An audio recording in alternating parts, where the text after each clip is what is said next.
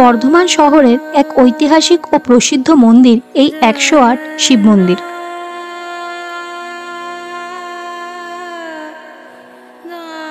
দূর থেকে দেখলে মনে হয় যেন ছোট ছোট মন্দিরের সারি দিয়ে বানানো এক বিশাল মন্দির, আর মাঝখানে শান্ত একটা জলাশয়।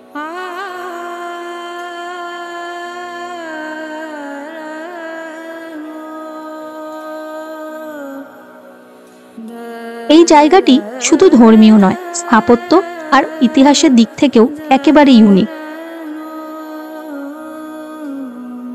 এই 108 শিব মন্দির তৈরি করা হয়েছিল প্রায় 1877 সালের দিকে বর্ধমানের রাজা তেজচন্দ্র মহাতাব ও তার স্ত্রী মহারানী বিষ্ণুকুমারী দেবীর উদ্যোগে।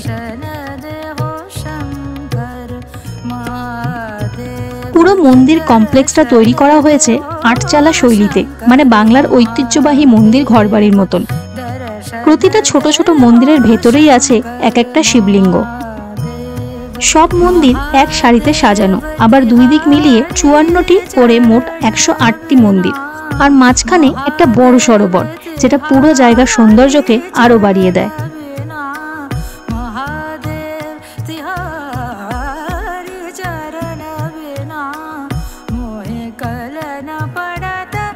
এই সরোবরের চারপাশে হেঁটে ঘোরার একটা অন্যরকম শান্তি আছে।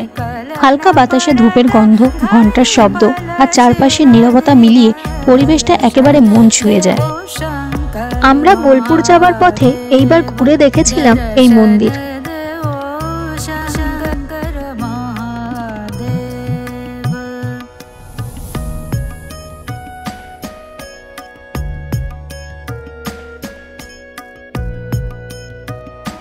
মন্দিরের নিজস্ব কার পার্কিং এরিয়া আছে, আর এই মন্দিরের এন্ট্রি ফি 2 টাকা জনপ্রতি।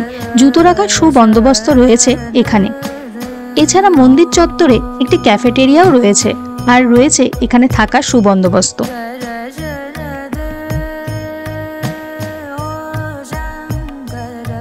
ফুল ব্লগটা নিচে লিংক করে দিলাম, দেখতে ভুলবেন না।